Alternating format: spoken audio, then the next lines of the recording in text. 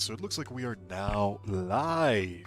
Hello everybody, hope that everybody's doing good on today's day.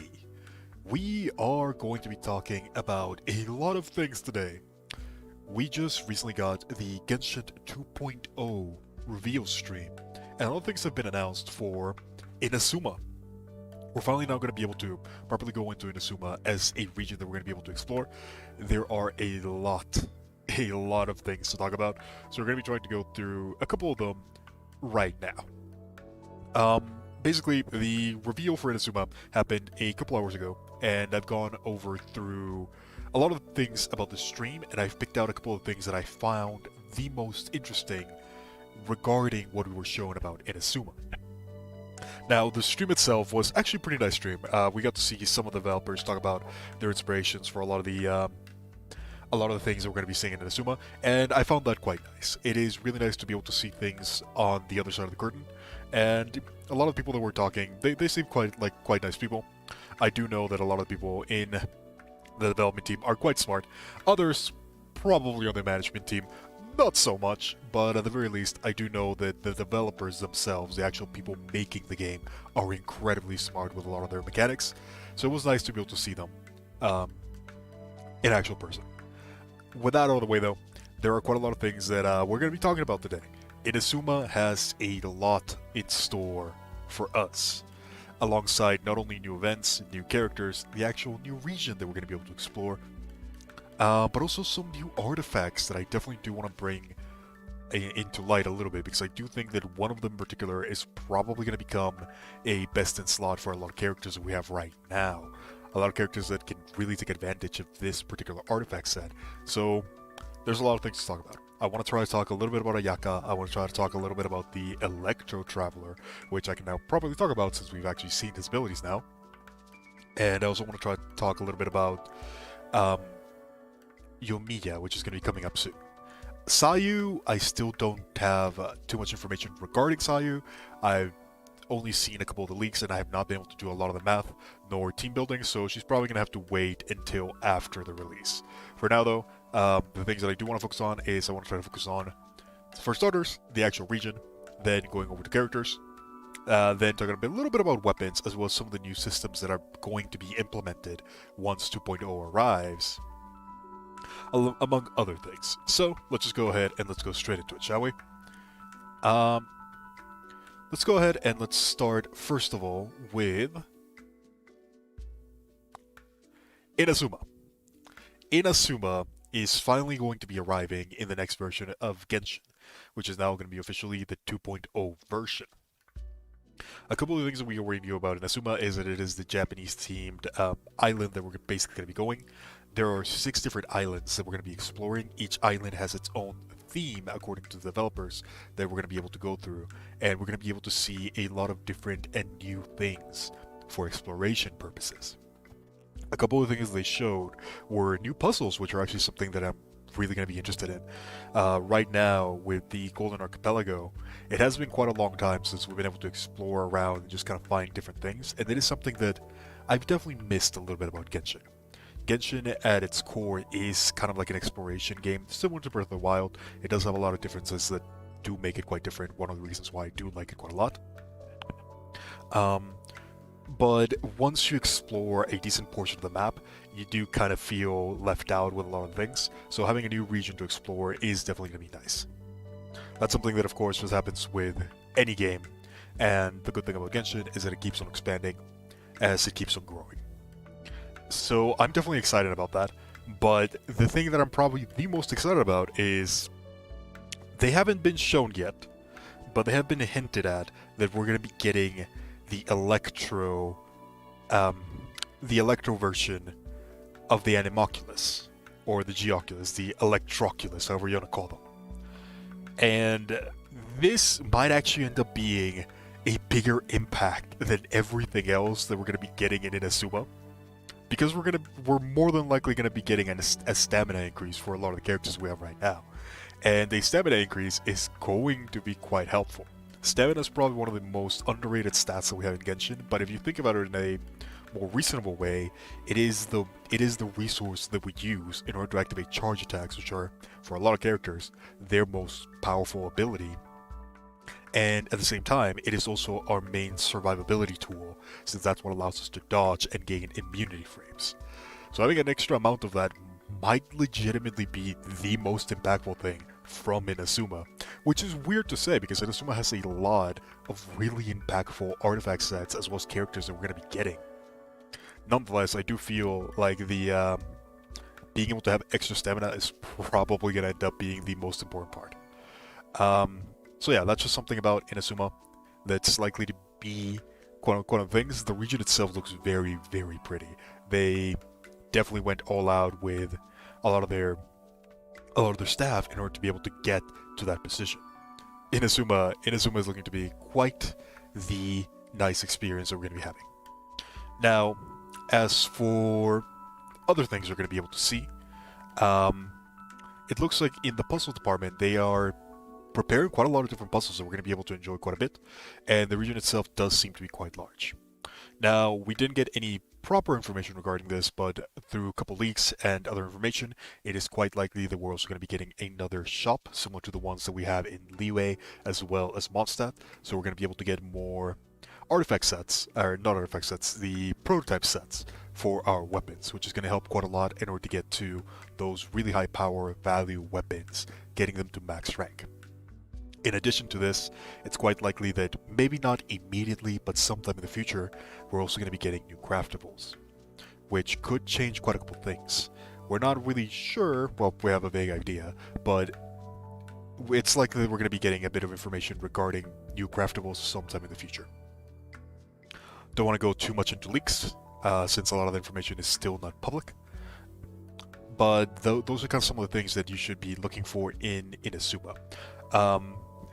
I know there's some meme going around that the Inazuma Catherine is probably going to be the more impactful one, and getting a new Catherine is definitely nice. We're also going to be getting quite a bit of lore. It does seem like the developers are very intent on giving us more lore during this particular section. They were very keen on mentioning the places like Kinra, as well as other different areas that we're going to be able to go into. So just a couple things to be excited for when it comes to Inazuma. For me, I think the biggest one is definitely going to be the Electroculus, or whatever they're going to end up calling them. I do think that extra stamina is going to be really, really helpful, especially if we can expect the next Abyss floors to be more challenging. Having extra stamina is definitely going to be nice. Among other things, though, let's go ahead and let's move over to the next part that I do want to be talking about, which is going to be a lot of the Inazuma characters that we're going to be getting. We saw a massive amount of new characters that are going to be introduced. We can expect, for one, a new Hydro character that was shown, a whole bunch of Electro characters that have been shown, which is going to be really nice since those two elements have been seeing pretty much no support since the beginning of the game. The only Hydro character that we got that was added to the entirety of the game was Tartaglia, which happened very early on during the game's lifespan. We have not had another Hydro character apart from that one. And when it comes to Electro characters, we have not had a new one. Period. We're not entirely sure which one we're going to be getting first. The ones that we can expect are going to be Electro, or the Tengu girl that was seen holding a bow, as well as, well, Ball herself. Alongside, a lot of people are saying that the Miko priestess is likely to also be Electro, but for that we're gonna have to wait and see. New characters is definitely gonna be quite a big thing. We have seen quite a lot of them. The three that we're gonna be talking about right now is gonna be Ayaka, Yoimiya, and Sayu.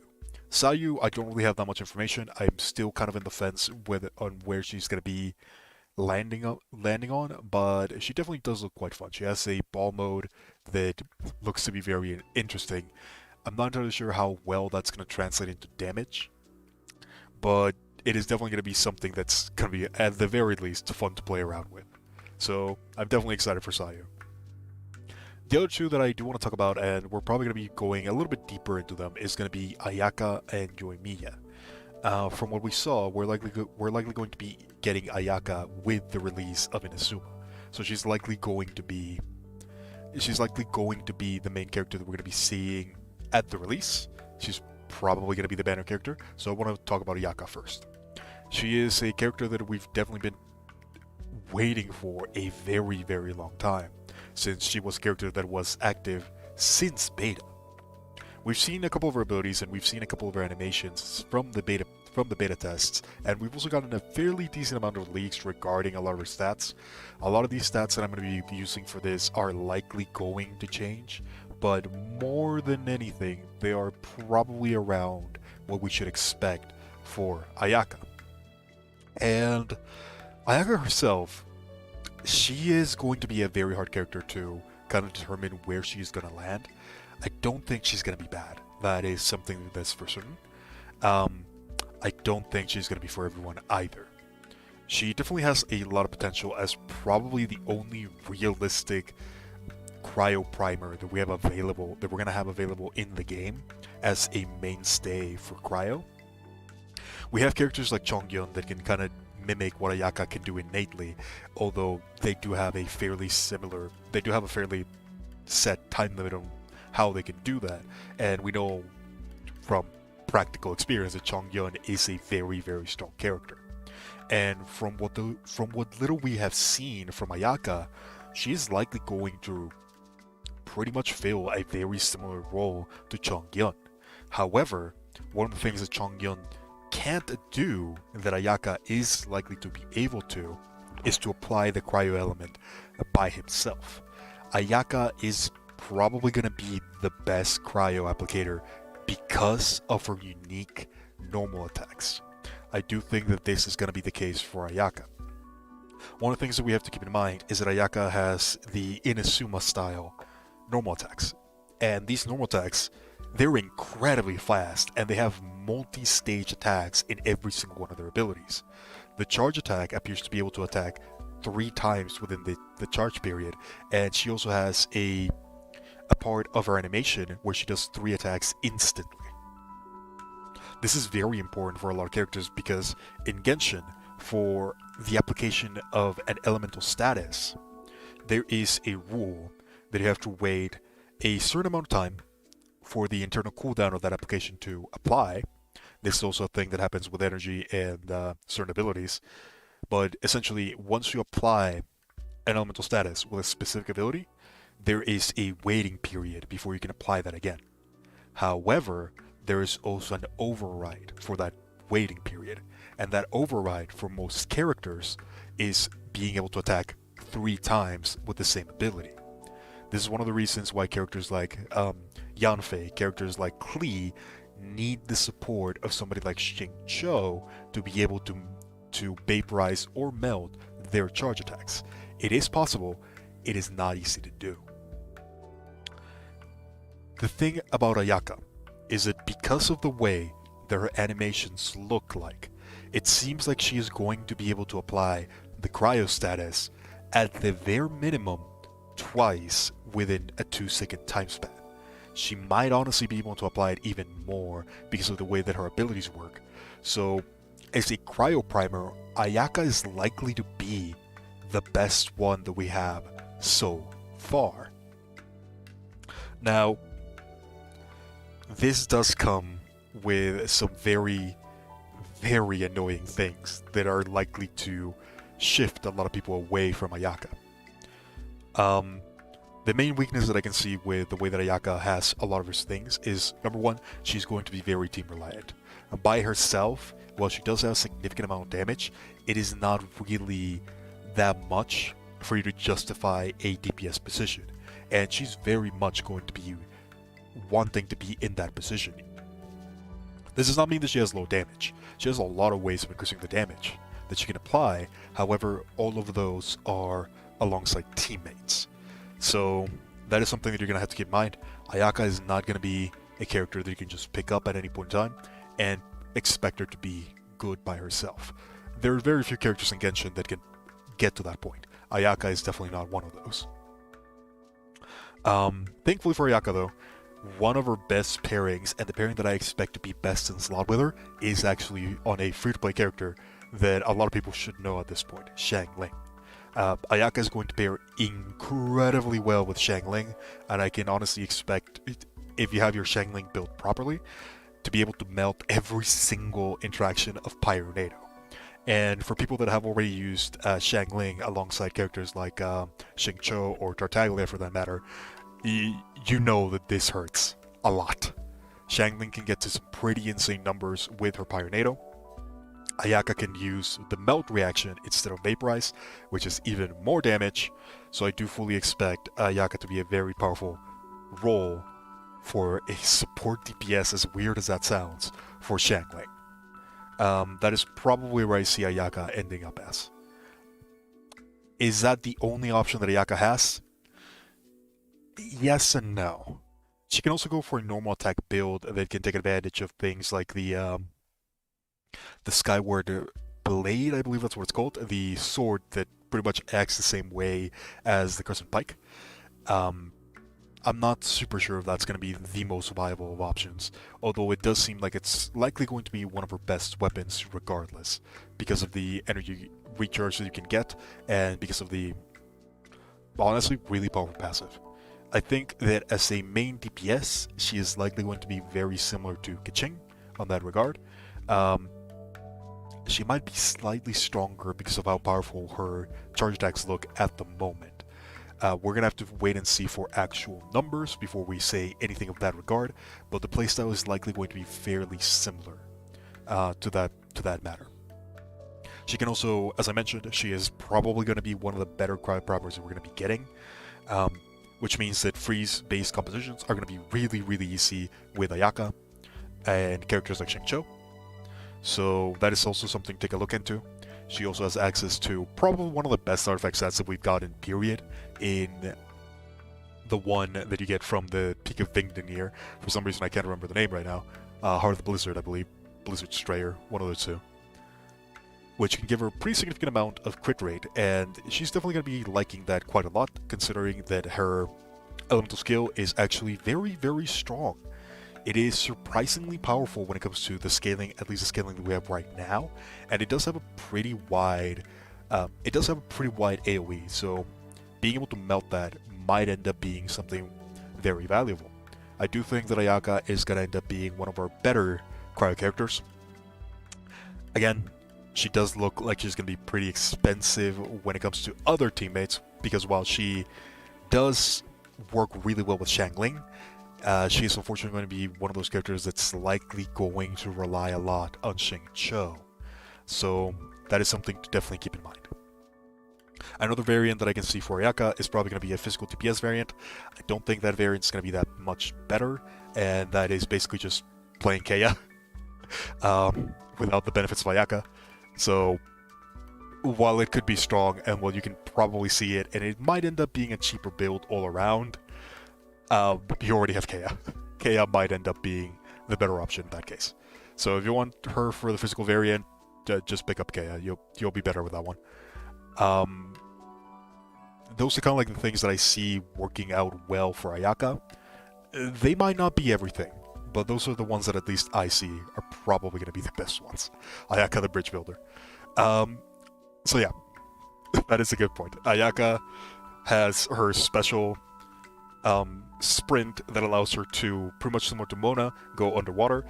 The difference about her is that she also freezes the water, and that does bring us up to the last point that I want to bring about Ayaka, her sprint. This is Ayaka's main problem and main advantage. Whenever she goes into a sprint, when she goes out of the sprint, she has a cryo infusion for a short time. This cryo infusion is what's going to make Ayaka Ayaka. She is going to be able to apply cryo incredibly consistently with this. However, this does come at the cost of her sprint. So that means that dodging with Ayaka, while doable, is going to be very hard.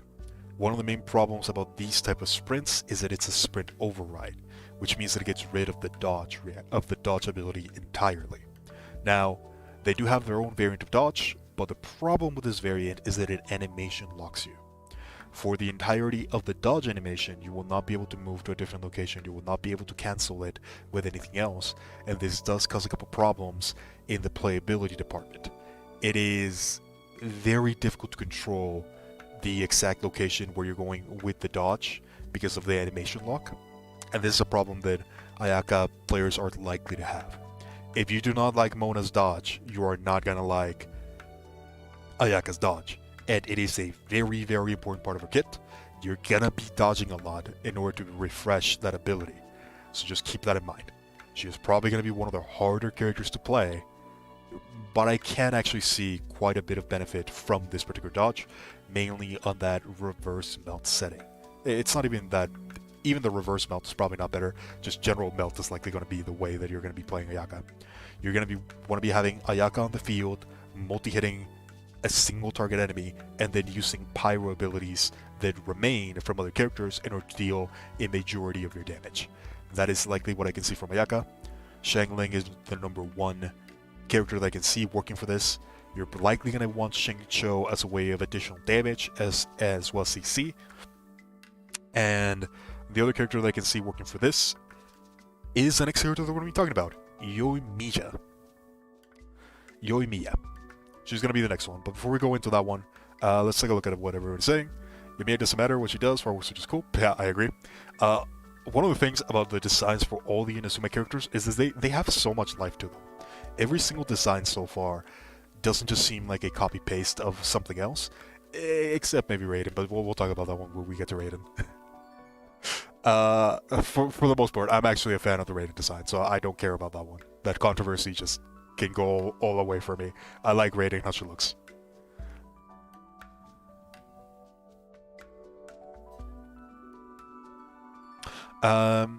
Let's see.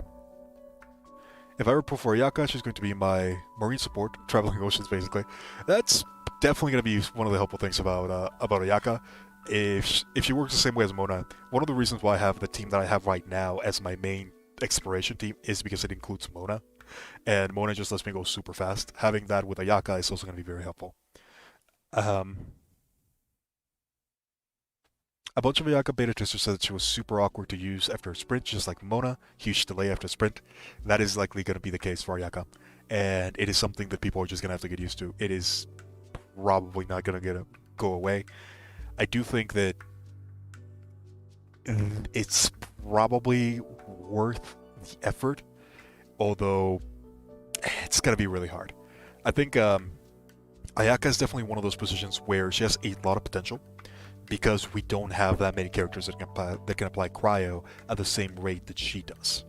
And we do have a lot, and I mean a lot of pyro characters that have dot effects that can take advantage of this sort of application of cryo that Ayaka can do.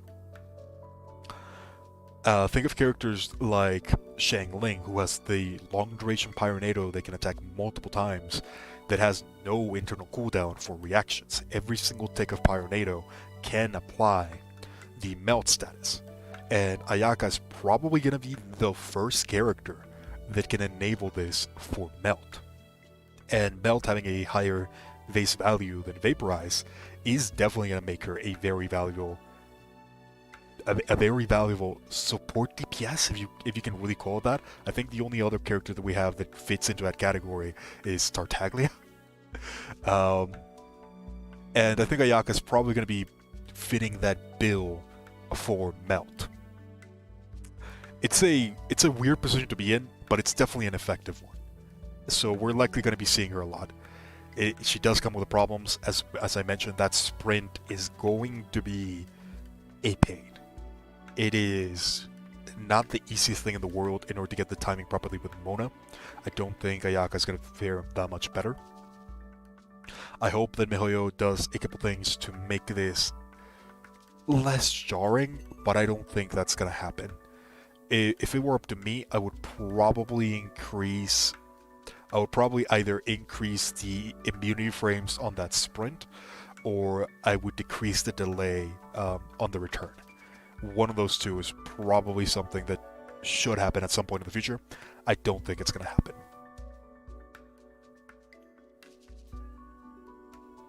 Oh yeah, the new set. We're going to be talking about that one. We are 100% going to be talking about that one. She would kill a Electro to get C0 Mona. Mona is amazing. I like Mona a lot. She has a lot of benefits, and she's probably going to be getting even more powerful when we get Inazuma because of the new sets. We're going to be talking about the new sets, but before we go into that, let's go over to the next character that I want to talk about, Yoimiya. Yoimiya is likely going to be the second character that we're going to be getting for the 2.0 patch, and she's also going to be quite a weird character to place into a team. She has a lot of really beneficial things, but I think she's probably going to be one of the weirder ones we're going to be getting. I expect her to be strong. That is something that is going to be undeniable. Even with the numbers that we have right now for a couple of the leaks, her arrows, they hit hard. They are not a weak attack by any sort of means, and she's probably going to be the only other, apart from Fischl, character that's actually going to be shooting arrows with normal attacks, which is weird because they're not ideal. They've gotten better, but one of the main problems that bow users have right now is the insanely low scaling of their normal attacks. Yoimiya's special skill, her elemental skill, is going to be an override for that, and it's going to turn them into something entirely different. Her special arrows that are going to be having an insanely high scaling. Just to kind of show how high the scaling is, the last hit for the entire chain of a character like Noelle is at around 135 scaling at level 10. Yoimiya starts without a scaling for every single one of her arrows, and she also has a 6 attack chain. So that means that during 2 seconds, she hits 6 times with that amount of scaling. It's a lot of scaling. It is a lot of damage, and all of it is from the pyro element, which means that it can be melted, and it can be, it can bring a lot of damage. So she's going to be strong. She's 100% going to be incredibly strong. However, on that same regard, she does have a lot of problems that other characters don't really have. The main problem that Yoimiya is going to have is that she's going to be very similar to Hu Tao in that she's going to have a very, very long period of time when she's not going to be doing anything. So you're going to have to build your team around that in particular. And while someone like Hu Tao doesn't really have that much problems with it on her base kit alone, she does have a lot of problems with it when it comes to the team as a whole. One of the things that gives Hu Tao this period of time where she's not doing much is mainly because a lot of the ways that pyro characters get a majority of their damage is not from the high scaling they have. A lot of the pyro characters actually have really low scaling in a lot of their abilities because they can melt a lot of their attacks. The problem that comes with this is that they're very reliant on specific characters, and nowhere is this going to be more apparent than when Yoimiya. It's very apparent right now with characters like Hu Tao, who, if you do not have a Xingqiu burst active, your damage is going to be lowered quite significantly, or if you're not melting a lot of your hits, you're going to be seeing quite a massive decrease in damage. Yoimiya is going to have that same problem, but it's going to be even bigger. One of the big things about Yoimiya, though, is that she's also going to be able to cancel a lot of her attacks really, really easily. So while the initial, she might have a bigger, she's probably going to have a bigger time disparity than a character like Hu Tao. She's also likely going to have a very similar DPS. So that's kind of where I'm expecting her to be when it comes to her normal attack potential. And this is the one that I'm not super sure about. Her burst. Her burst sounds really good on paper, but I'm not sure if it's going to end up being that good. I think, if I'm being honest, I think one of the things that we might honestly see on a character like Yoimiya is that she might be one of the few characters that's going to be taking one of the new artifact sets that we're going to be seeing, that every time you use your elemental skill, it drains your energy for a big damage boost on your normal attacks. I think this might end up being the way that Yoimiya is going to be played. Pretty much trading away her burst in order to get a 50% damage boost every single time. And this might end up being how she ends up being played, but she does have some potential in this support department because of her burst. So we might end up seeing a couple different variants, but if you want my opinion, I think the normal attack variant is likely going to be the one that we're going to be seeing the most, just because of how much damage the blazing arrows do. These scaling numbers are insane. We're talking about at level 10, with the current numbers, they might change in the future. Nevertheless, it's somewhere around like 700 scaling every 2 seconds. That's more than Ganyu, if you want a comparison. Now, this is single target, but they also can be melted up to a certain degree. So, it's a lot of damage. She is not weak by any regards. But again, she's going to be having a lot of problems that a lot of Pyro DPS are having at the moment, which is going to be... There's going to be a lot of times when she's not going to be active, and there's going to be a lot of times where she's going to be relying on characters like Xingqiu in order to get a majority of her damage. So just keep that in mind. Would I roll for Yoimiya? Probably not. Although I really do like her design quite a lot. I think she's probably going to be one of the more fun characters in design and actual gameplay-wise. I don't think she's a character that would fit my playstyle. However, that does not mean that she won't fit your playstyle. If you like her, she is 100% going to be good. The other thing that I do want to mention is her burst. The one that we have right now is called the Ryukin Saxifrage. Saxifrage? I don't know how to pronounce that. Essentially what it does is that it gives you the Albedo elemental skill. This is just Albedo's elemental skill, but on a single target and with a fairly low duration. Essentially, she marks an enemy, and every time that enemy is hit by an attack, every 2 seconds, it will trigger a pyro explosion that will deal okay-ish damage. It's not really that high. It's okay damage. It's a weird skill, that's for sure. On one side, it looks very weak on paper, but it might actually end up having quite a lot of applications when combined with other characters. And I think that one of the biggest strengths that we're probably going to be seeing from Yoimiya in the future might actually be with another character that also has a downtime skill that can be exploited, who, curiously enough, is also a bow user of sorts. Tartaglia.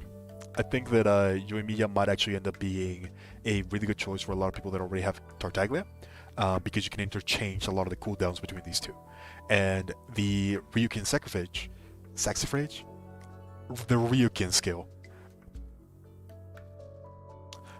This skill can actually be vaporized while Tartaglia is on the field. So they might actually end up having a pretty cool combo between the two, where if you have Tartaglia, you might be able to prime a lot of Yoimiya's attacks with him, then switch into Yoimiya to be able to do a lot of her attacks, and then with Yoimiya be able to apply her burst, switch back into Tartaglia, and then be able to continue the Vaporize combo with these two. That's likely something that we're going to be seeing in the future. A Yoimiya Tartaglia core might end up being something that's pretty cool. We're going to have to be testing a lot on that, because I do feel that while Yoimiya might fit that role pretty well, a character like Xiangling might also be able to fill that role pretty well, and might actually end up having more damage just because of the way that Yoimiya's burst seems to work. I do think she's going to be pretty powerful. I think her main portion is definitely going to be DPS. She has some support potential. I don't think it's that good. If I'm being realistic, I think her burst is probably a burst that you can realistically sacrifice to give her more damage in her normal attacks. And that is probably what I'm expecting is going to happen.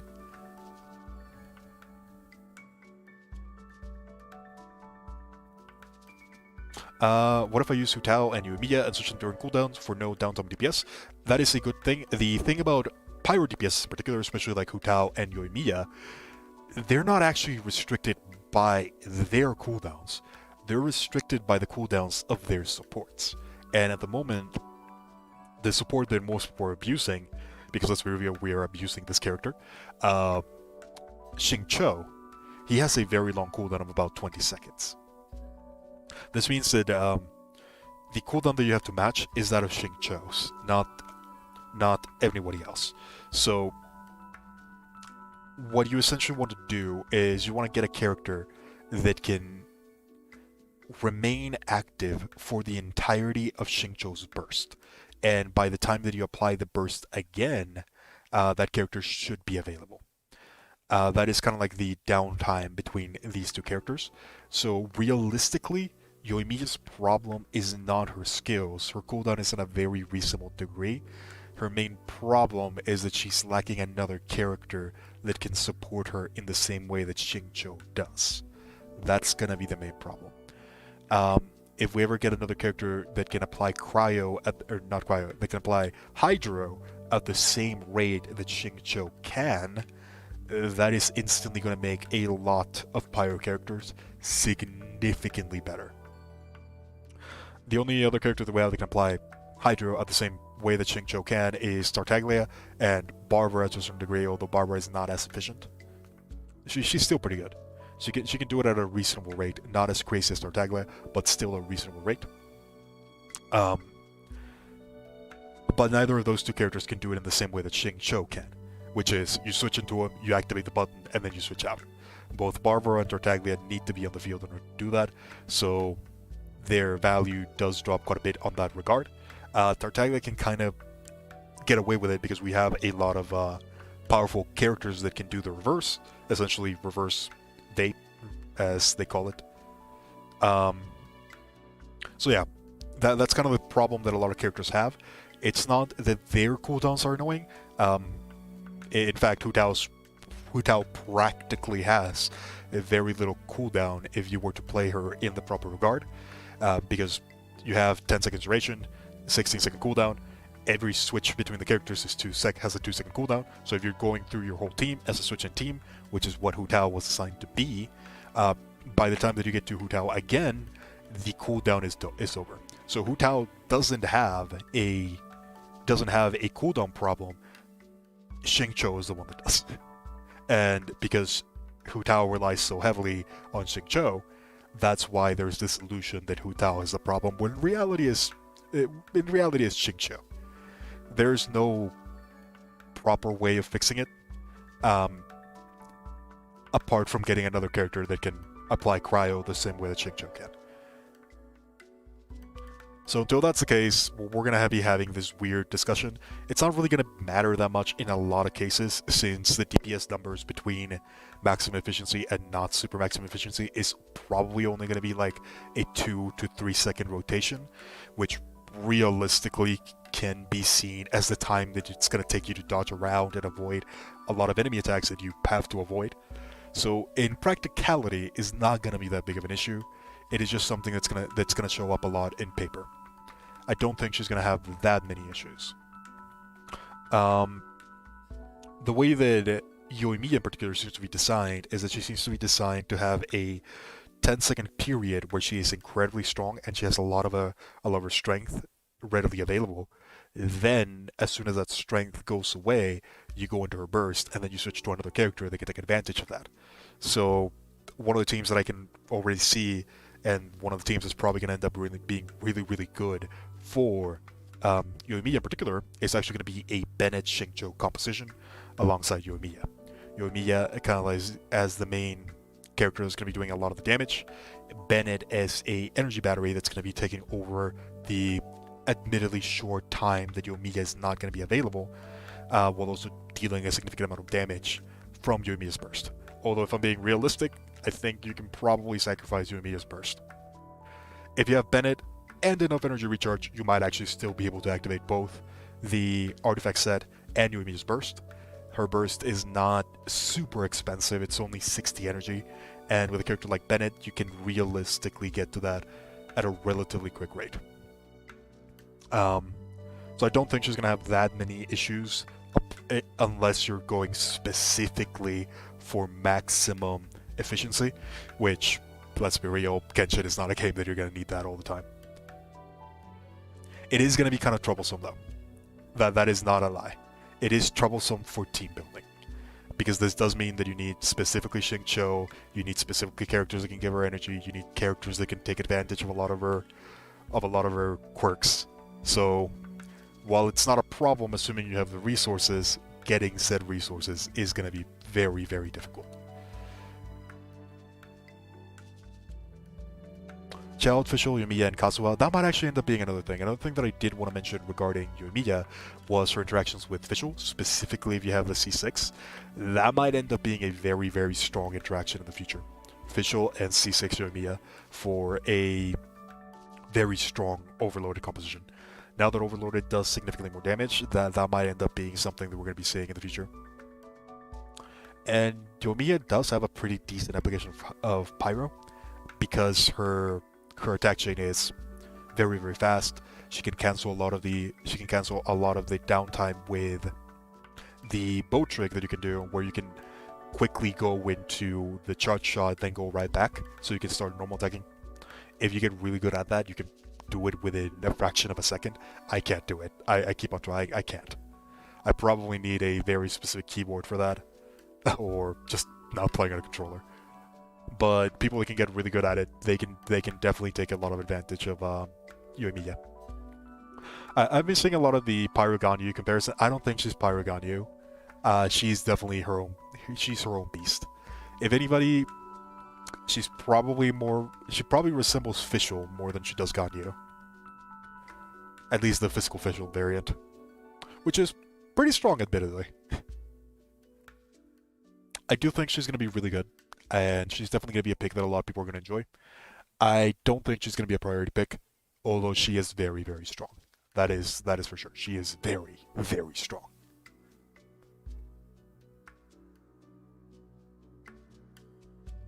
Is it Yoimiya? Yeah, it's a Japanese name. It's gonna cause a lot of issues, but yeah, it's not gonna be that big of a problem. I don't think it matters how you spell it too much. I do think it is, as Nancy put it. But yeah, that's kind of Yoimiya. I do expect her to be good. I probably wouldn't roll for her if I'm being realistic, especially if you already have a Pyro DPS. A lot of the Pyro DPSs that we have already are incredibly interchangeable, and the thing that makes Yoimiya unique is that she has a pretty long range, at least it seems like she does, and she has that cool, admittedly cool, but probably avoidable burst. If anything, I would probably compare her to Yanfei quite a lot. She shares a lot of similarities with Yanfei, although she probably has more sustained DPS than Yanfei. If we go for maximum efficiency, they're probably around the same, but Yoimiya's should be a lot easier to accomplish than Yanfei's. She probably has more DPS than Yanfei now that I think about it. It's pretty close. It's pretty close. It depends very heavily on the team, again, like most things. I do think Yoimiya is probably one of the better ones. The fact that you can do it on range, the fact that it looks like the arrows track enemies the same way that oh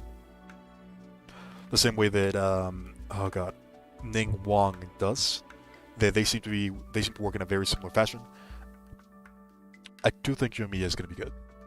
Again, if you have any other Pyro DPS, I would probably not go for her because she is very, very reliant on Xingqiu. And as I mentioned on my previous stream, more and more characters are starting to become reliant on Xingqiu, which I do think is gonna become a problem in the future. Here to pull on the next Ning Wang banner. I don't blame you. Ning Wang is really, really cool. I like Ning Wang a lot. Even if she's not the most efficient, she is definitely the most fun. At least for me. Anywho, that is kind of like a lot of the Inazuma characters that I want to discuss. Sayu. I don't know enough about Sayu, so I apologize I cannot discuss about Sayu. She is cute. She sleeps a lot. She can turn into a ball. And I don't even know what her burst does. It looked to be a Nemo version of Guba, which is weird. It also looked to be able to heal. I'm gonna have to read up on Sayu quite a lot. I know very little about her, so I'm gonna have to hold judgment until I get more information regarding her. The other character that I do want to talk about, though,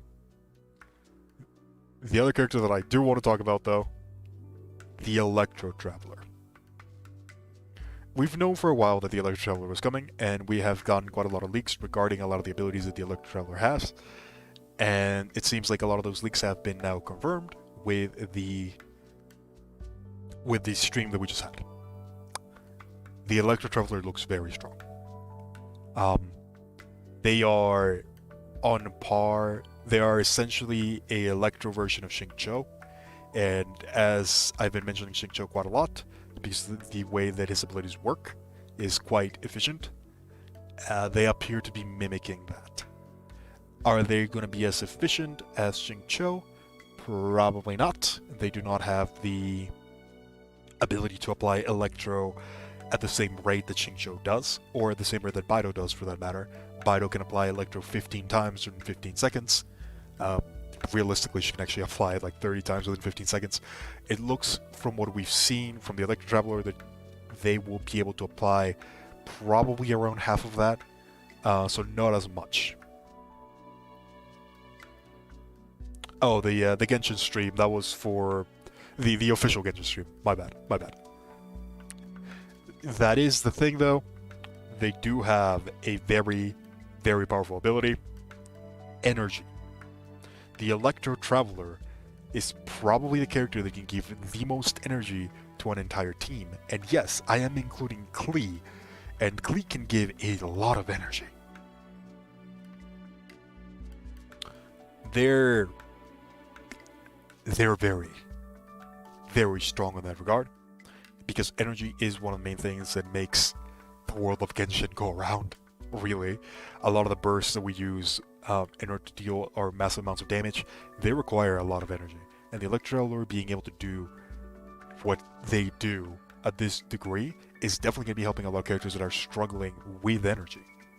Think of characters like Xiao, who really, really want to have their burst active as much as possible, who have been struggling to get that much energy and have actually had to go a decent amount of an investment into energy recharge. The Electro Traveler might be able to overrule a lot of that. And being able to equip the new set that we're going to be getting, increasing their damage even more, they are looking very strong. I do think that the Electro Traveler is probably going to be one of the better Electro supports that we're going to be getting. So that is definitely something to look into. I'm just going to go like a brief overview of their abilities. I'm not going to go too deep into them since we still don't have full interactions on a lot of the stuff. But basically, the first ability, the Elemental Skill, you throw out amulets that they mark an enemy, and whenever you hit an enemy that's marked with this, it will drop an amulet onto the ground, and if you pick that amulet, it gives you energy straight out. It's a pretty decent amount. It can go up to 4 energy per second, or 4 energy per amulet, and it looks like it can drop 3 amulets once you start getting a lot of the other abilities. So it looks pretty strong. It looks pretty strong. That is about 12 energy just from a single ability, not counting the electro generation, the electro particles that it can make. We don't really know the number of that, but if we're being generous, at a minimum, this is probably going to be like 20 energy. This is just the Elemental Skill. The Bellowing Thunder, which is the burst, that also generates energy.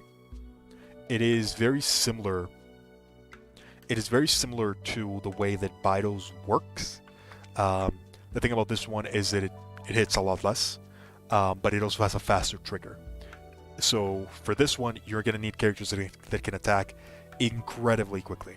We're talking about 4 hits within 2 seconds, at a minimum. Sword users are probably going to be able to take a pretty good advantage of, which makes sense considering the Traveler is a sword user. And spear users, these are probably going to be the characters that are going to be able to take the most advantage of Billowing Thunder. So keeping those in mind, some catalyst users might be able to apply it. I think Sucrose comes to mind as a character that might be able to take advantage of this one. Now, the good thing about this one is that every time that you hit, you generate energy. So it goes up to 1 energy for that character, every single Bellowing Thunder, and it can be applied every 0.5 seconds, and it has a duration of 12 seconds. So, essentially, you can get up to 24 energy from Bellowing Thunder, in addition to the amount that you can get from Lightning Blade, which is the elemental skill. A character that can give another character 40 energy is going to be good. Especially when they have so much damage and potential for elemental reactions as the Electro Traveler. So, Electro support, it looks pretty strong.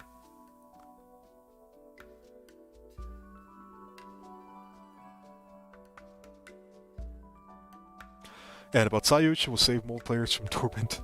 Yeah, that makes sense. I'm curious about Sayu.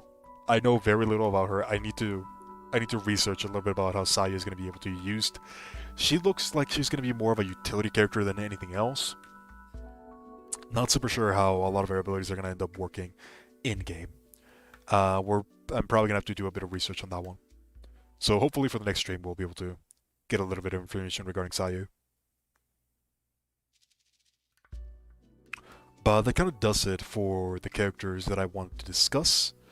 Or that I can't discuss. So let's go ahead and let's move over to the next topic, shall we?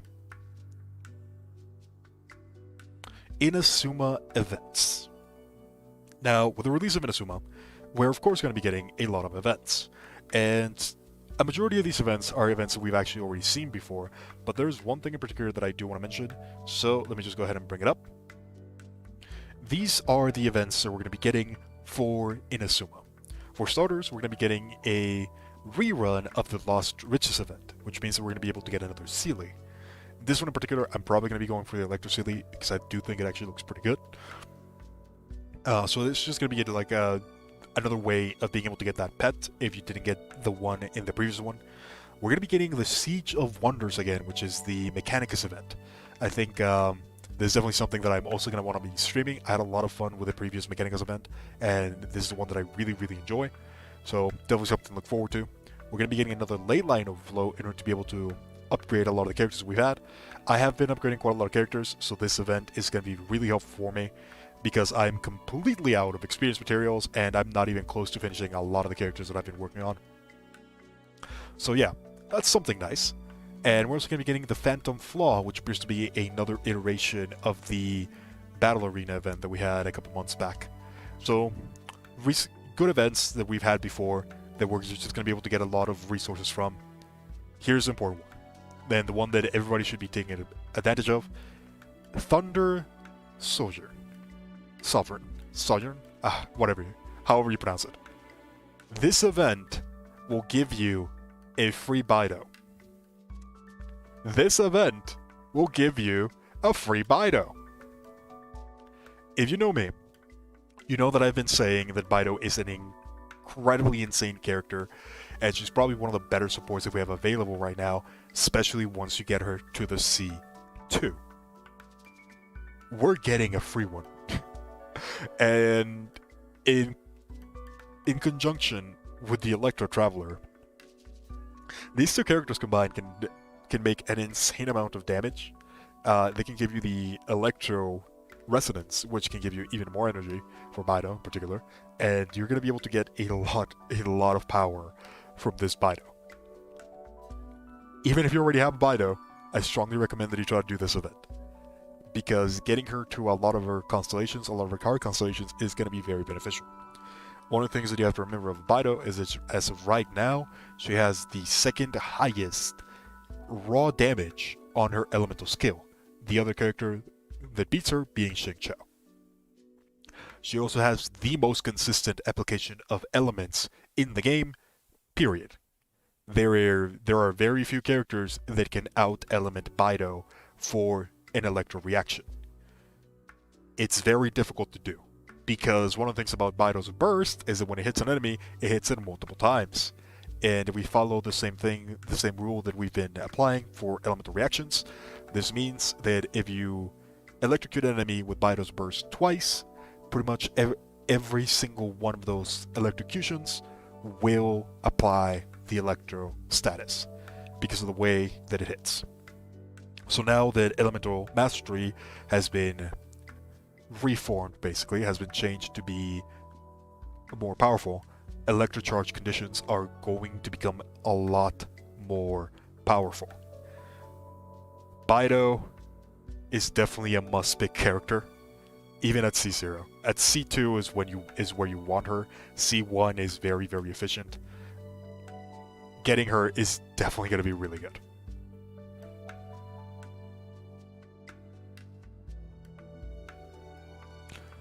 Yeah, she also has an insane elemental skill. I haven't even talked about the elemental skill.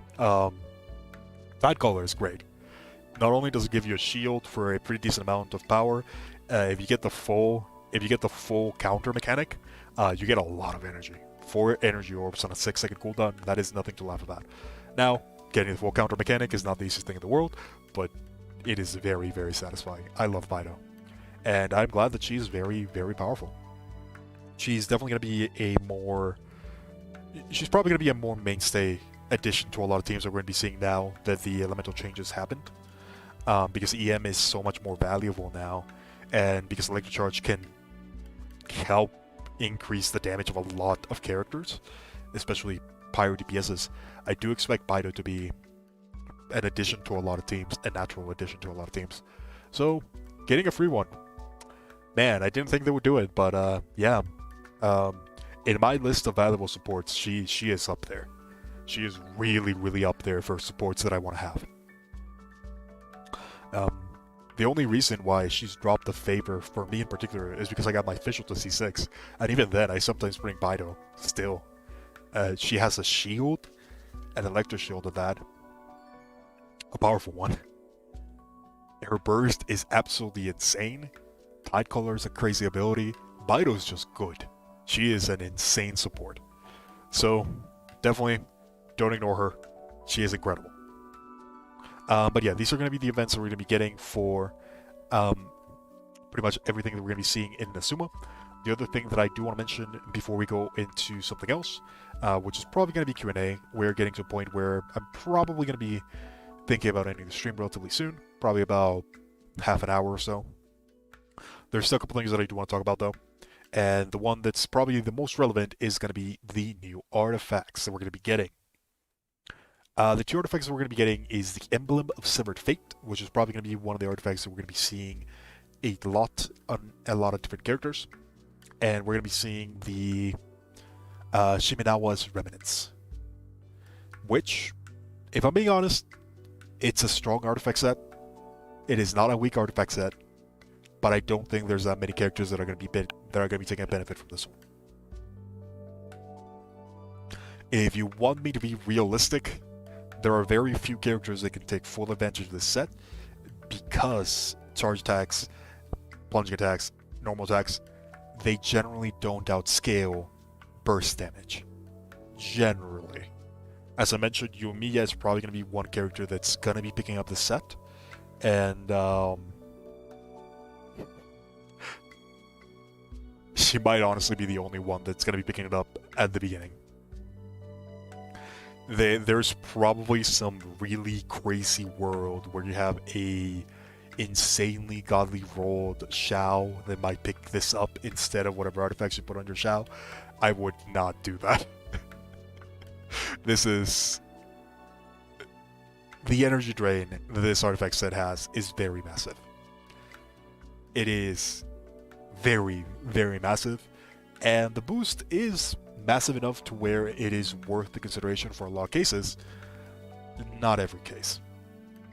Surprisingly enough, I do think that Yoimiya and Yanfei might actually be the characters that are going to be picking this up.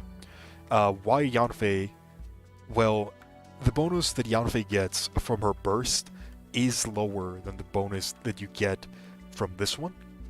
And Yanfei's burst is extremely expensive. So it's very hard to get to the burst. If you think about it this way, this artifact set might actually end up being a replacement for Yanfei's burst. Her burst, while strong because it allows her to get more seals and it gives her the extra charge attack damage, is very inconsistent. So this might end up being something that Yanfei and Yoimiya might end up looking for. There's some interesting interactions with Klee, where this might end up working as well, because Klee can generate so much energy by herself that there is probably a world where if you have enough energy generation, you might run this on Klee. I still think the Witch's set might end up being better for Klee in particular. But for Yanfei and Yoimiya, this one might end up being the one.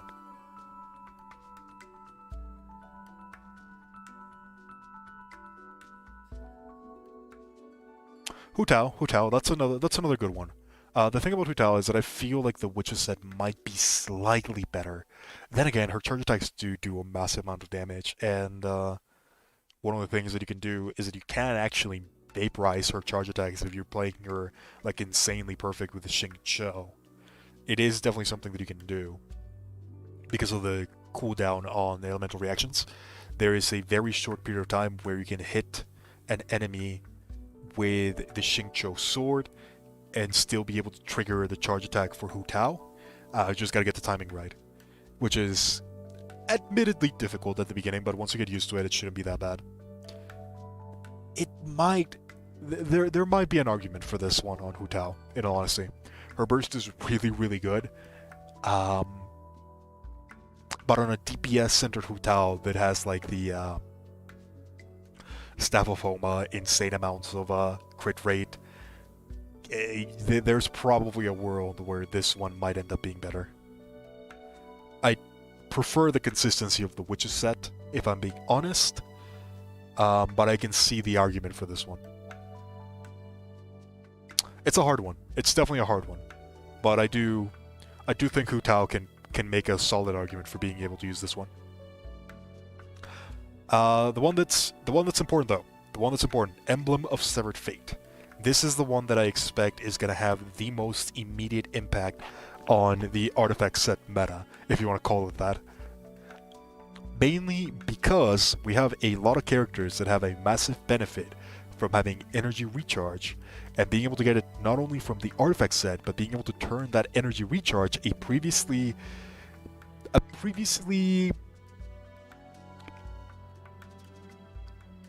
everybody wants energy recharge, but nobody wants to build into it. Let's leave it like that. There's characters that are forced to build into it, but they don't like building into it because it drops their damage. This fixes that. And characters like Mona that already have a pretty big advantage from energy recharge, being able to turn it into hydro damage bonuses, they're definitely going to be looking at this set in particular. Right now, my version of Mona is using a 2-set Heart of the Deep and a 2-set Noblesse, and that gives her 35% extra damage on her Stellaris Phantasm. This one can go up to 75%. Are you going to get to that much? Probably not. That is an insane amount of energy recharge, but realistically, you can get to 200% relatively easily. And at 200%, you're getting a 50% damage bonus, especially thanks to the energy recharge that's already innate on it. This is honestly a very, very powerful artifact set for a lot of characters that you just want to be spamming the burst on. Think characters like Mona, think characters that want a lot of energy recharge like Xingqiu, think characters like Ning Wong, for example, if you're going for that burst build. Even a character like Tartaglia, if you're going for that spam build, can take a lot of advantage from the Emblem of Severed Fate. I would probably use something different than Tartaglia. He's a different matter altogether. Tartaglia is such a complicated character. I should probably not bring him up to almost any example because he has so many exceptions. But this artifact set is definitely going to be very, very impactful, especially for spam-centered builds that rely a lot on the on being able to get a lot of damage from their bursts. Having something like this is definitely going to be a very beneficial thing. Just extra damage all around, extra energy recharge. Really, really good artifact set. I am definitely going to be looking forward to it, especially on Mona, especially on Xingqiu, especially on characters that can really, really spam a lot of their abilities. I'm even considering maybe using this on a character like Albedo. Probably not. Still a consideration though. There's a lot of characters that can consider this artifact as something to take hold of because of the energy recharge. And even just the energy recharge substat by itself, you might end up seeing characters like Xiao replace the 18% attack that a lot of people are using for this instead. I would certainly do it. I think the energy recharge for something like Xiao is definitely worth 18% attack.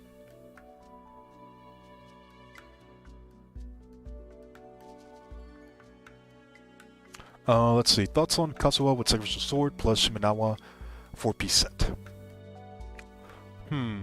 Let's see. Sacrificial Sword as a way to increase the energy, generation of him to make sure that he can spam not only hit the burst but also get the ability from Shimenawa. 50% extra damage. I just don't see it. I think the main problem with Kazuha is that his attack chain is good. His attack chain is honestly really good. And if you can manage to get the C6, which makes it into an Anemo attack chain, he can do a lot of damage. That is an undeniable fact. But that's kind of the problem that I have with Kazuha. He is incredibly expensive. Everything that you want to do with Kazuha comes at a premium. So I'm not sure if this is worth it. That's kind of one of the things about him in particular, that he is... You have to invest so many resources into him just to make him work. I don't think it's worth it to put him in the DPS position with Shimenawa, even if the damage could end up being high. His attack chain is pretty good. He would be able to get a lot of benefits from it. The thing is, there are other characters that can do the same thing with significantly less investment, so it's kind of hard for me to recommend it. It is certainly a viable build. I would probably say that if you're gonna go for it, you'd probably want the what is it called? The Skyward Blade, Skyward Sword, whichever one is the sword version of the Skyward series, the one that has the Crescent Pike passive. If you're gonna be going for a attack-based DPS build for Kazuha, he needs that sword. I don't think that is something that you can avoid. But if you have that plus the Shimenawa set, that might honestly be enough. You wouldn't be able to trigger the first activation of Shimenawa without support from the team, but it might end up being a viable build at that point, because you would be getting a significant number of DPS from that, and you would essentially just be copying the Sucrose build, just with a bigger focus on physical damage rather than Anemo. It's similar, it's effective, it can work. I probably wouldn't do it.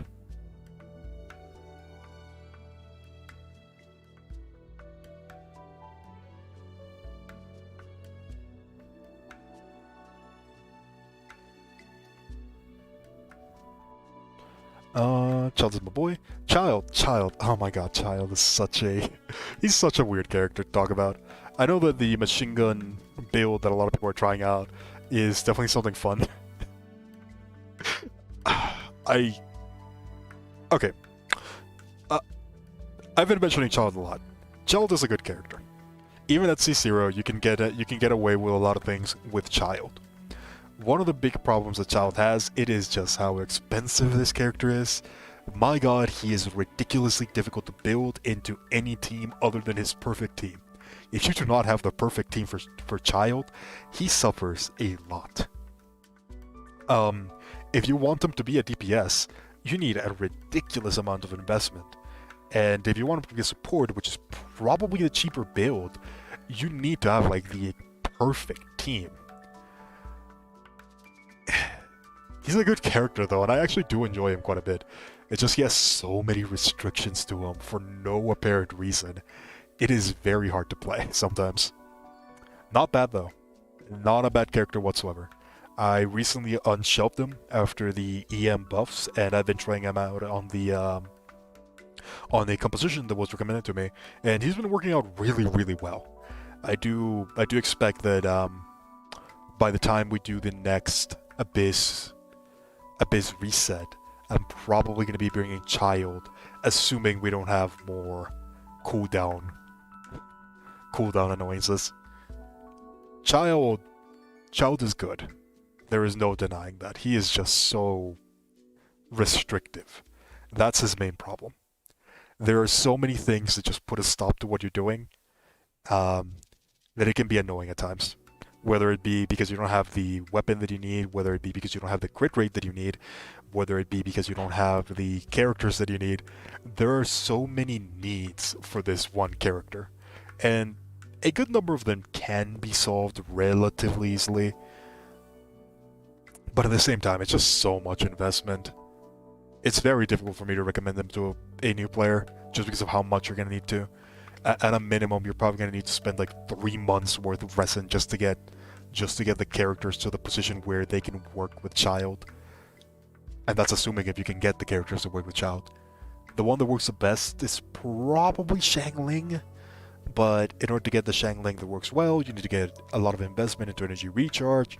You need to get her a lot of power because Xiangling is going to be the main DPS in that duo. Not the one that's going to be on the field. She's going to be the one that's going to be dealing the most of the damage. Tartaglia is definitely going to be the one that's going to be mostly out on the field. It's such a weird combo, if I'm being honest. It's difficult. It's also very difficult to play Tartaglia at a reasonable rate without the assistance of Bennett. Bennett is kind of a character that's glued to Tartaglia, so it's really hard to separate those two. What is Child's perfect team? I think it depends on which version of Child are you doing. If you're doing the main DPS Child, which is the C6 variant, which is very, very expensive, you're probably going to be wanting to go for a official Bido combo that's going to let him spam a lot of his burst abilities with Bennett at the back in order to be able to vaporize his big attack. That's kind of like the DPS version of Child, which is ridiculously expensive and probably not effective enough. The other team that I would recommend for Child is Child as a Hydro Primer, as a Hydra Enabler, with Xiangling, Bennett, and either Bido or Fischl, preferably Bido, unless your Fischl's at C6. Even then, Bido might end up being better in some cases. That's kind of the team that you're looking for. You want to be able to apply Electric Charge as quickly as possible, and then have the Pyronado for Xiangling take a run around and do as much elemental damage as possible. Not only with Vaporize, but also with Electric Charge and Overloaded. So that's kind of the way that you maximize the damage that Child can bring. And then you have Bennett on the side as the healer and the guy that takes over once Child is in his cooldown. You use Bennett because Bennett can generate a relatively decent amount of energy, charge up Xiangling, charge up Bido, and by the time that you go back into Child, more than likely you already have your burst back up, and you can vaporize that for massive damage. That is how you maximize Child. That build in particular, you can do it at C0. C1 is recommended, but C0 is fine. It only adds like an extra 2 seconds, which, yeah, it drops your DPS, but let's be realistic. If you're missing DPS for 2 seconds, it's not a fault of your team. You just think of the Babe comp meta. I agree with you. Babe composition is so annoying. It's not super fun.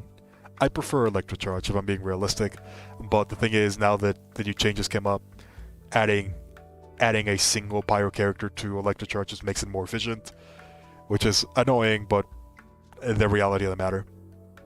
I'm hoping for a big change to the way that we see compositions once Dendro comes out. That's probably going to take a long time, though. I'm hopeful for electric changes soon as well, maybe something to change up the meta. Some characters that can take up further advantage of other compositions.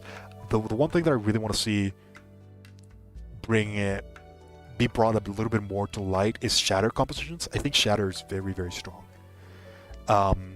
There's just very few characters that can apply it properly. I think Shatter Shatter should be something that we should also take a look into at the future. Right now, it's probably just under the realm of possibility, but it is definitely something to take a look into later on.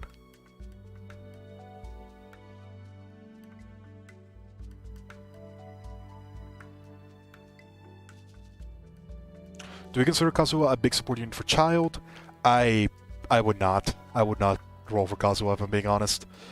I know that a lot of people can see a lot of benefit from Kazuha, because he does bring a lot of benefits. Realistically, mathematically, he is the support that brings the most damage increase to any one character. Realistically, that is not gonna happen in almost any scenario. So, in paper, he's good. In practice, his problems show up a little bit too much. I would not roll for Kazuha. I would probably wait and see what other characters we're going to be getting.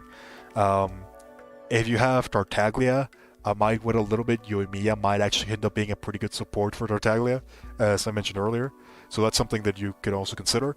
I would probably just wait and see what other things we're going to be getting. I'm, at the moment, waiting for Ball, because we've heard rumors that Ball is meant to be a support. And an Electro support that has a very powerful ability could end up being something really, really valuable, especially for a character like Child. So, I'm holding out my hope. I'm probably going to be waiting for Ball.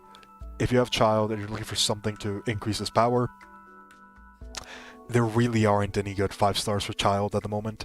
He kind of just wants to pair with 4 stars at the moment. So, I would probably just wait. Maybe take a look at weapons even. I know that there was like a really powerful weapon that was rumored to come out. A bow in particular. Might take a look at that one. I'm not super sure what it does. But yeah, I would probably wait and save my resources at the moment. Child is just very special with what he wants. It's very difficult to pick up a team for him. For sure, I would not consider Kazuha a good pick at the moment. I would definitely wait for it. Is he fun? He's incredibly fun. I actually like his design a lot. It's just, I can't recommend it to someone who's just starting out or someone who has been saving their resources in order to be able to do things like Spiral Abyss or hard content. He's incredibly fun. You can take a lot of advantage of him. If you have him, there's a lot of ways to make him work. He can do quite a lot of different things. He has his position in the game. I just wouldn't recommend it.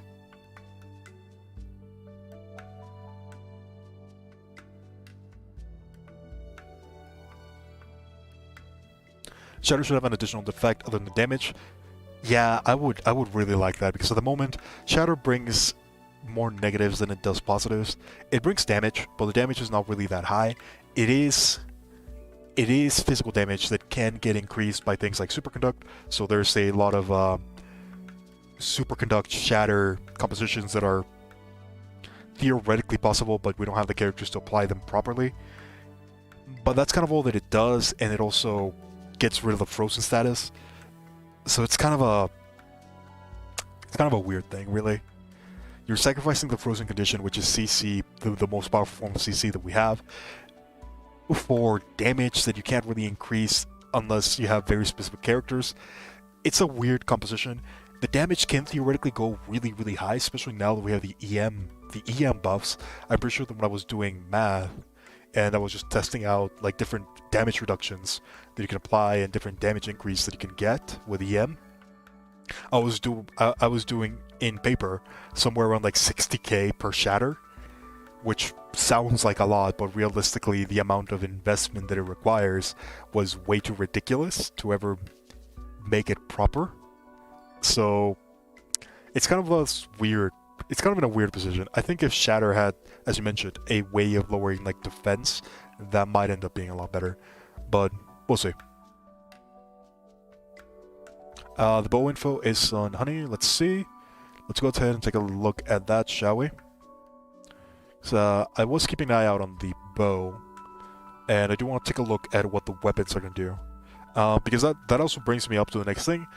We are getting pity for weapons.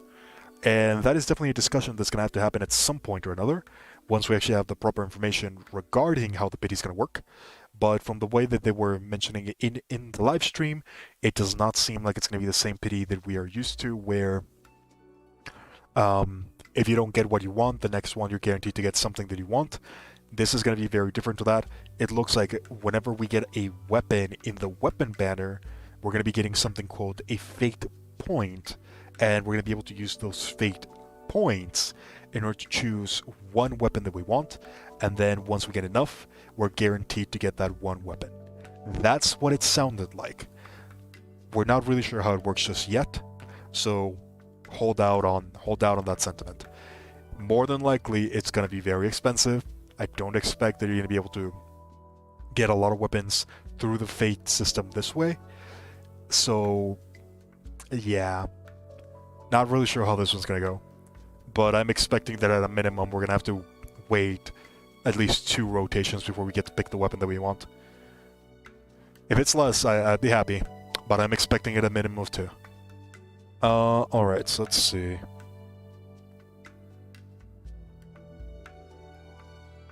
Thundering Pulse, this is the one, I believe. It has crit damage as a base stat, that's really good. Increase attack, increase normal attack damage, okay, that's pretty good. 1 stack of Thunder Seal in each of the following scenarios, normal attack seal damage, casting elemental skills, and energy is less than 100%. Alright. That is a lot of normal attack damage. That is a lot of normal attack damage. It's on par with the Rust, and has a crit damage passive. Yeah, this might end up being a pretty good... This might end up being a pretty good bow for Tardiglass in particular. That is definitely not bad. That is definitely not bad. I don't know if it's... It's definitely worth it. It has pretty much all the stats that you want.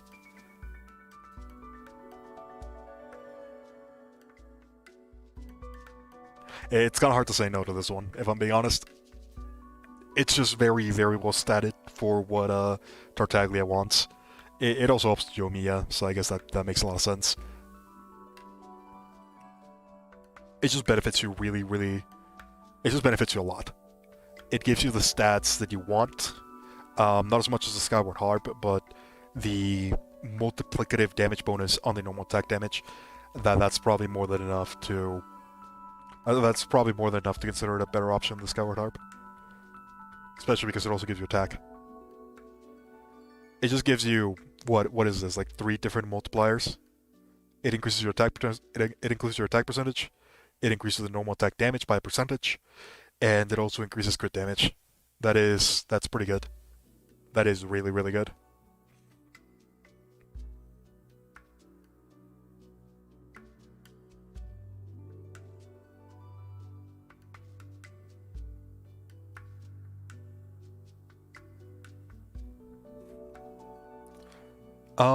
But yeah, I guess that's pretty much all that I want to discuss regarding a lot of the artifact sets, as well as a couple of the weapons.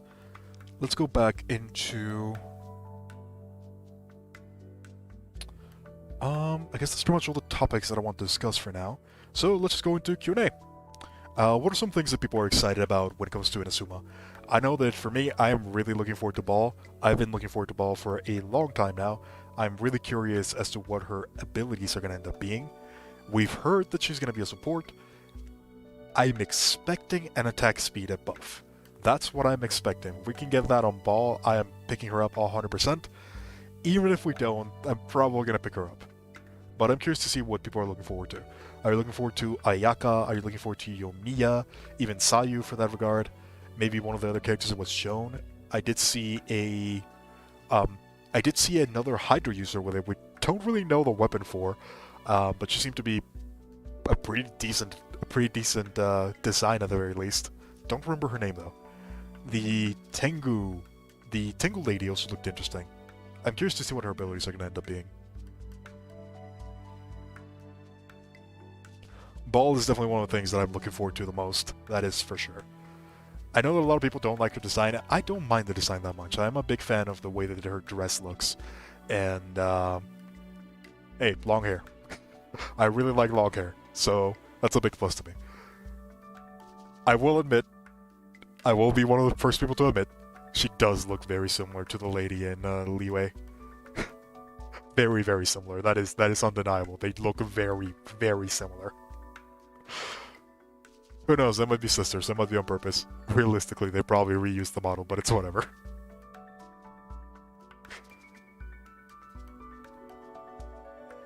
You might have to C6 her just because of waifu. I really want to get her. I really, really want to get her, regardless of what she is. Even if it's a meme character, I'm probably gonna try to get Ball.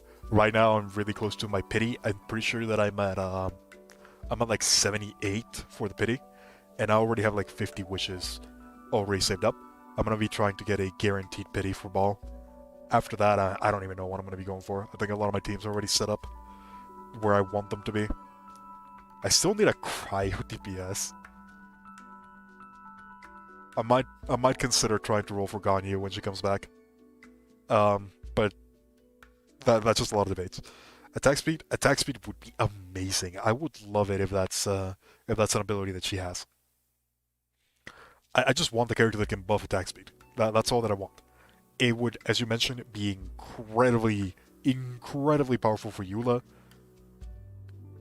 King. No, what's her name?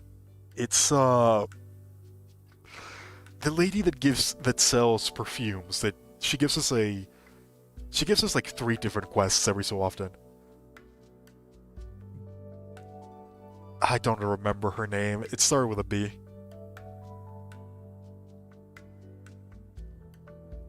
I'm just glad there's new energy injected in the community within Inazuma. Yeah. It's definitely been a rough period of time for Genshin. It's the content drought. It happens with pretty much every single game. And to the credit of the developers, they have been doing a really, really stellar job when it comes to making events. It is definitely not the easiest thing of what they've been doing, and they've been doing them at a consistent rate with a consistent amount of quality. So I do have to commend them for that. Their events have been on point. There are some that have been pretty boring. I will be one of the people to admit that. But still, there's not many games that will bring this amount of events into their game during dry times. Especially not events as varied as the ones that we've been getting. So, where things have to be respected, they do have to be respected. I commend them for a lot of the events they've been doing and a lot of the consistent events that we've been getting. A lot of them have been incredibly fun, and I'm also really happy that we're getting the Mechanicus back, because the Mechanicus was really, really fun, and I'm looking forward to that one. Chung does buff attack speed, but let's be realistic. The thing about Chongyun and his attack speed buff is that his attack speed buff is not only minuscule, but it's also tied to his infusion. And the infusion ruins more characters than it helps. That's kind of the main problem with Chongyun, that he is a team breaker in a lot of scenarios. Not always. He has a lot of benefits, as we have seen with his rise in popularity during the Abyss, where the lectors and the heralds have been available. He's really good at what he does. It's just that what he does is not liked by a lot of characters. The character that can take the most advantage of it is Bennett, and Bennett doesn't really benefit from the attack speed bonus. He only benefits from the ability to hit with cryo so that he can melt a lot of his hits. That is where Bennett shines in conjunction with Chongyun. There's not really that many characters that can take full advantage of this combination. The only other one is Xiangling. Xiangling, probably the one that benefits the most. Even then, the attack speed increase, while noticeable, not really that great for a lot of characters. So I want a more generic version of that. Someone that doesn't infuse other characters with a different element. Not to say Chongyun is bad. There's a lot of very funny builds with Chongyun, his attack speed buff, and a lot of different scenarios that work that way. I want something more generic. Something that doesn't forcing me to play specifically into Cryo.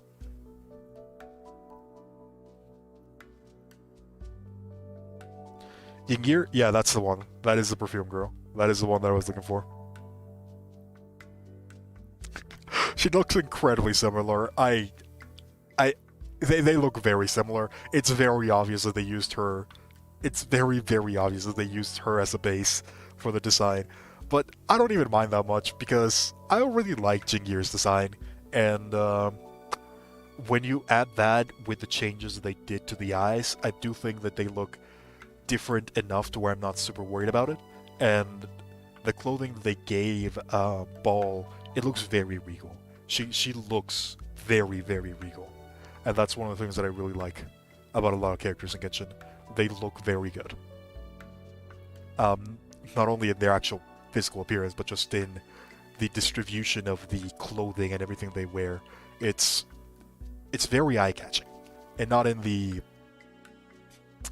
normal way that a lot of games are eye-catching. It's more like the balance is pretty proper of what you want to show. And that is definitely something.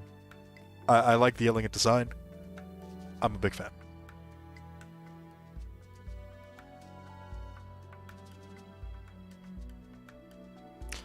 Not for Inazuma, but fixes for Amber. Yeah. Amber, man. She needs so much help. I've been making a video regarding how to fix Amber as well as other characters that are not in a good position. I have not been able to upload it, mainly because I have not been able to record the audio properly. I've been struggling here and there with other things in real life, so recording has been not ideal, to say the least. I'm trying my hardest to keep up with the channel, but if I'm being honest, it's been very hard. I'm trying my best though. I'm not going anywhere. I'm going to try to be a bit more consistent. So I do want to bring that video up at some point or another, because I'm pretty much done with it. I just need to be able to record the audio, and it's just been the hardest thing ever. But one of the things that I mentioned in that video, which eventually is going to come out, I promise, eventually, is that one of the things about Amber is that her design is very limiting. She has a lot of cooldowns that really shouldn't be there, and she has a lot of things that have very low damage for no reason whatsoever. I do think that one of the better ways of fixing Amber would actually be to give her a very, very simple charge attack speed bonus. Essentially, if people have seen the Diona C4, I would like to have that added to her burst.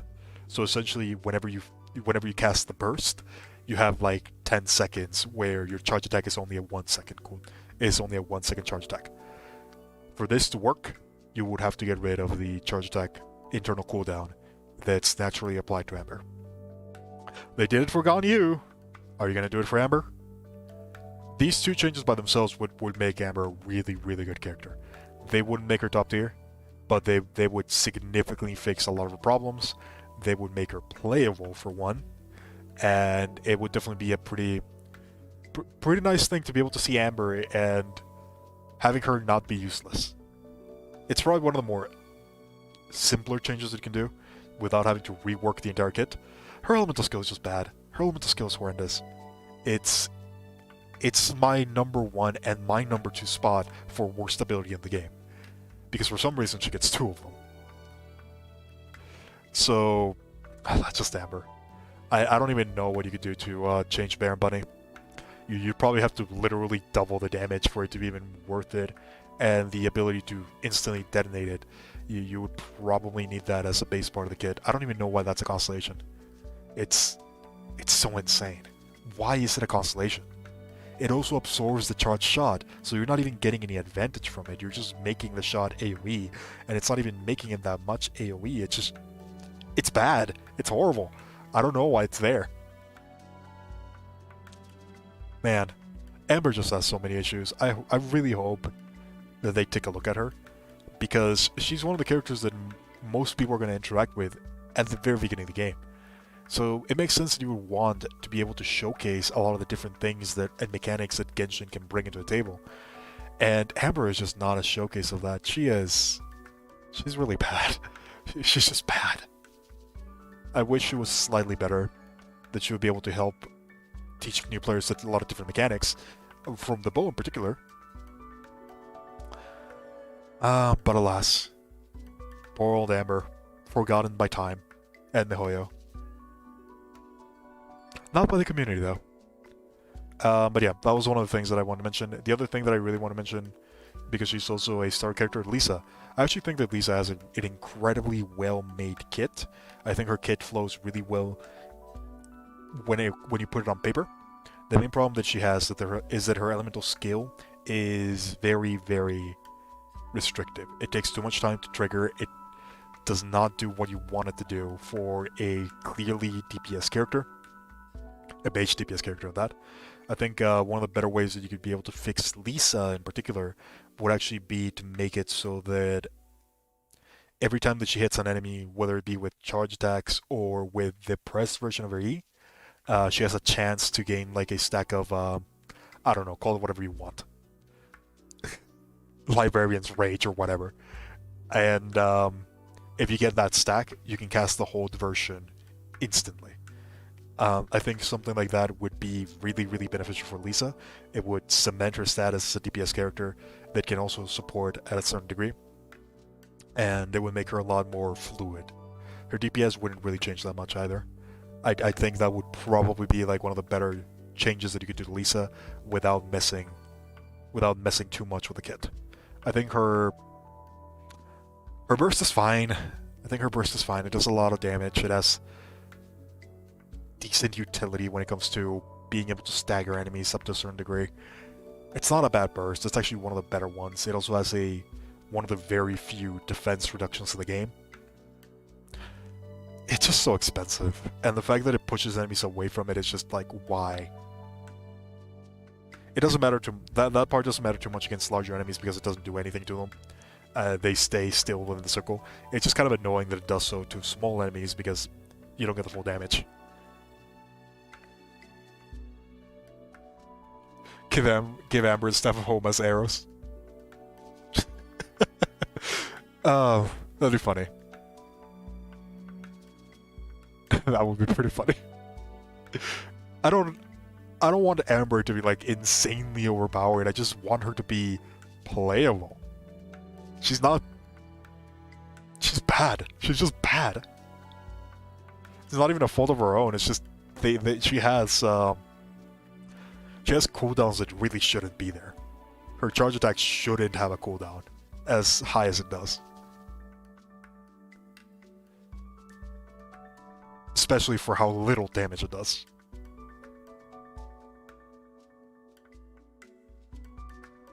Ember 2.0 is gonna be insane.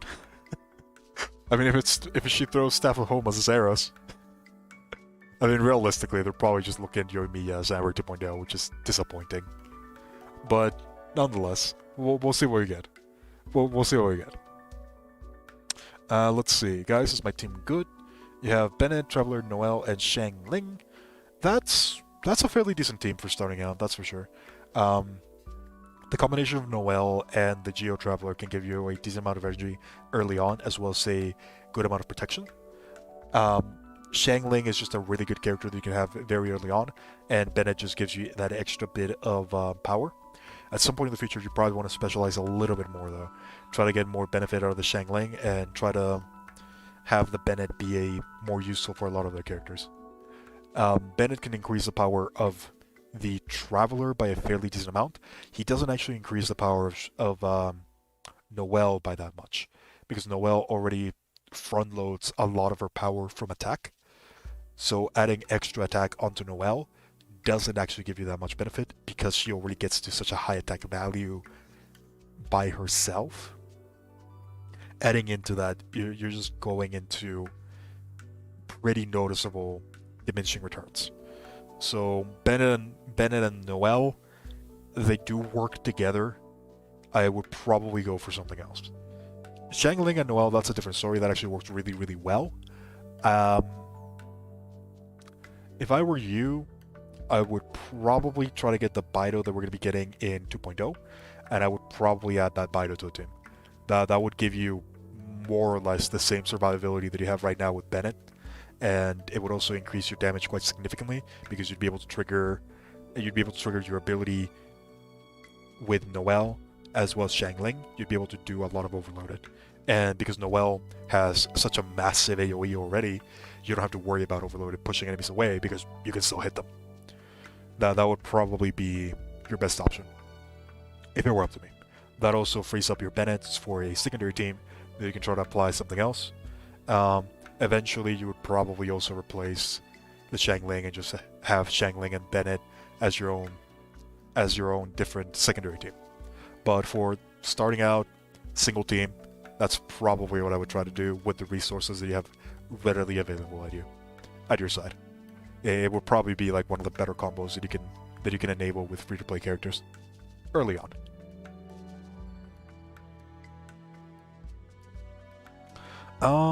But yeah, with that out of the way, I do think I'm starting to get to a point where I am running out of time. There's still a couple things that I have to do today, and I've been going for almost 2 hours. So I think this is probably where we're going to be ending the stream. Thank you very much, guys, for coming. I know that I haven't been streaming for quite a bit. I'm going to be trying to get a lot better when it comes to that.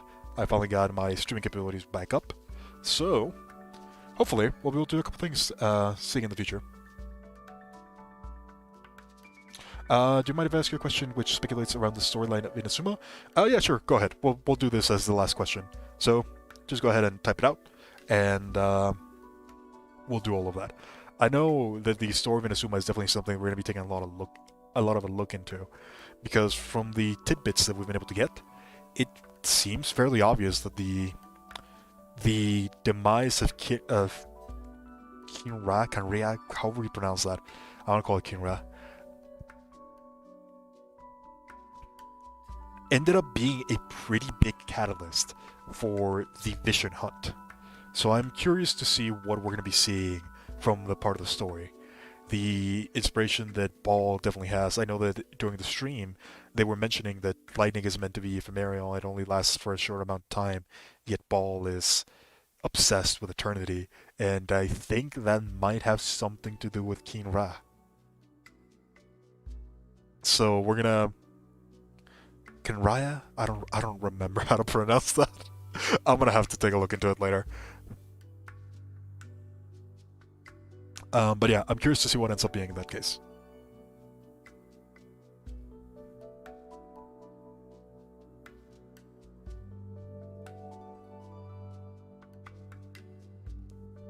Oh yeah, no worries. I saw that somebody put it in my Discord channel, so it's probably a good idea to put it in the description just in case somebody misses them. They are there, by the way. They are promo gem codes from the live stream in the description. Go ahead and pick them up. They are available for, I think, like 8 more hours.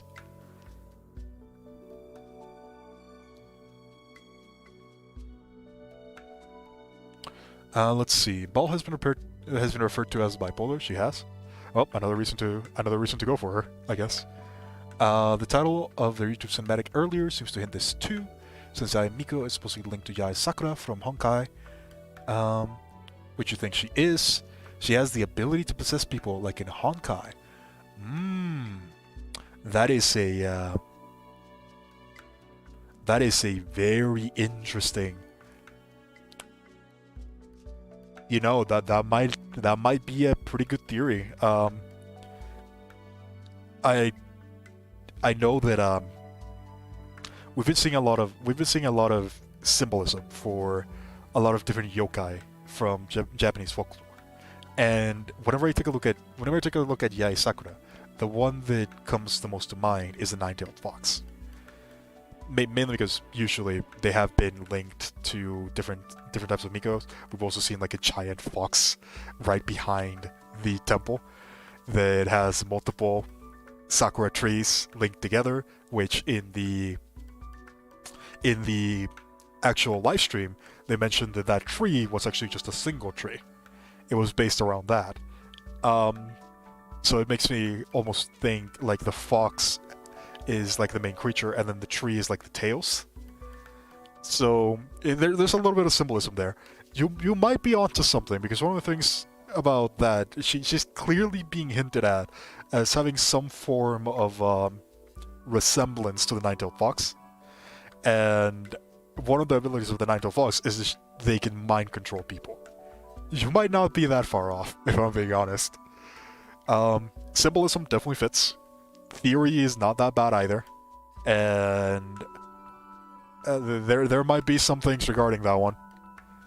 We'll see. We'll see. That is definitely an interesting theory that it has some legs to stand on. That's for sure.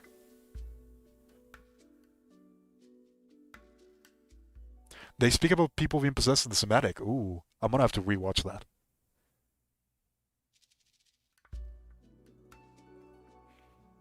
Yeah, that is a very interesting theory. I'm curious to see if it turns out to be true.